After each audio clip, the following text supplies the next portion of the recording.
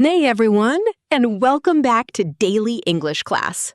I'm Emily, and I'm so happy you've joined us for another English conversation where we learn through natural, everyday situations and real-life topics. And I'm Leo. Whether you're listening while having your morning coffee, traveling somewhere, or simply relaxing at home, we're glad you're spending part of your day with us. Before we start today's topic, I have to tell you something funny. Just a few minutes ago, I was smiling at my phone, and Leo immediately noticed it. Of course I noticed it. You looked like someone had just shared a secret with you, so naturally I wanted to know what was going on. Well, it wasn't a secret or exciting news. My little cousin sent me a voice message, and even though it was only a few seconds long, it completely changed my mood. Now I'm curious. What did she say that made such an impact? Honestly, she only said, "I miss you," and then started laughing for no reason at all. It was such a simple message, but it made me smile instantly. That's actually a perfect example of how small moments can affect us much more than we expect. That example is so underrated because when someone says your name with genuine warmth, it can make you feel valued and cared for in a very simple but meaningful way. I agree, and that reminds me of the word tender, which describes those quiet moments that feel gentle, caring, and full of emotion. Exactly. A tender moment isn't usually dramatic or memorable because of what happened. It's memorable because of how it made you feel. Like a mother fixing her child's collar before school, a father waiting outside in the heat, or a friend saying, "Eat something first and then worry about everything else." That's why these small moments stay with us for so long. They're not trying to impress anyone. They simply touch the heart in a natural way. Por eso, estos pequeños momentos permanecen con nosotros tanto tiempo. No intentan impresionar a nadie, simplemente tocan el corazón de una manera natural. And when we start noticing these moments more often, we realize that life isn't only difficult. There is still kindness mixed in with all the challenges. Which brings us to kindness, because I think kindness is one of the strongest reminders that people still care about each other. That's true. When you're tired, stressed, or surrounded by bad news, it's easy to start believing that everyone is selfish or indifferent. But then, one small act of kindness happens, and suddenly that negative story begins to fall apart. I experienced that last week when I saw an elderly man drop some coins outside a pharmacy. A schoolgirl stopped, picked them up, handed them back with a smile, and quietly walked away. I love examples like that because the action was small, but the message behind it was powerful and unforgettable. Exactly. It lasted only a few seconds, but it reminded me that kindness still exists everywhere if we're willing to notice it. Sometimes it's even smaller than that. Someone holds the elevator, lets you go first, or tells you to take your time when you're feeling stressed. Especially when something embarrassing happens, like your card not working at the checkout while people are waiting behind you. And then the cashier calmly says, "Don't worry, take your time," which instantly makes the situation feel less stressful. That's a perfect example of kindness because nothing huge changes, but someone makes a difficult moment feel safer and easier. I think that's why kindness creates hope. It reminds us that we're not facing life completely on our own. Exactly. We're not just people dealing with problems all day. We're human beings who need support, patience, and understanding from one another. And many of our listeners probably understand that feeling, especially if they're living far from family, studying abroad, or learning English. In those situations, one patient person who listens carefully and encourages you can make a much bigger difference than they realize. That's because kindness builds confidence, and confidence gives us the courage to keep trying, even when things feel difficult. And sometimes hope comes from seeing someone else keep moving forward, because their journey reminds us that new opportunities can still appear ahead. That brings us to another interesting idea, because hope doesn't always come from our own experiences. Sometimes another person's good news reminds us that good things are still possible.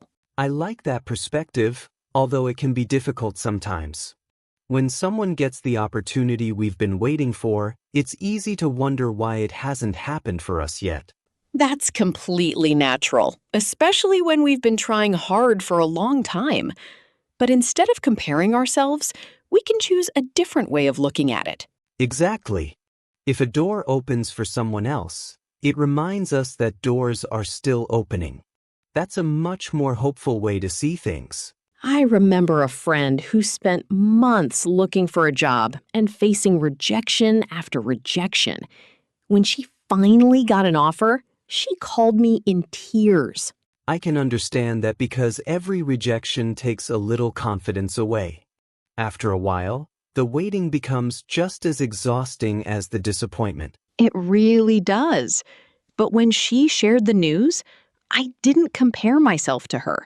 Instead, her story reminded me that difficult seasons eventually end. That's the difference between comparison and hope. Comparison focuses on what we lack, while hope focuses on what remains possible. The same thing happens with smaller victories, too. A student passes an exam, or an English learner finally has a successful conversation. Those moments encourage other people because progress is contagious. When we see someone moving forward, we start believing we can move forward too. Sometimes it feels like we're borrowing hope from someone else's story. Their success shines a little light on our own path. That's a beautiful way to describe it. It's like borrowing a lamp when your room is dark and you need help seeing ahead. Maybe that's why people love stories so much. Stories remind us that hard chapters can eventually lead to better ones. And speaking of things that stay with us, I think some of the strongest sources of hope come from simple sentences we never forget. I agree. Years ago, a friend told me, "You don't have to have everything figured out to keep moving forward." That's such a powerful sentence because many people feel pressure to have all the answers before taking the next step. Exactly. Whenever I start overthinking, I remember those words and focus on making progress instead of being perfect. I have one too. A teacher once told me, "This chapter isn't the whole book," after I failed at something important. I love that because one difficult moment can easily make us forget how much of the story is still ahead. That's especially true for English learners. One mistake or one awkward conversation doesn't define your entire journey. Sometimes hope begins when someone helps us see that our future is bigger than the problem we're facing today. That's why words matter so much.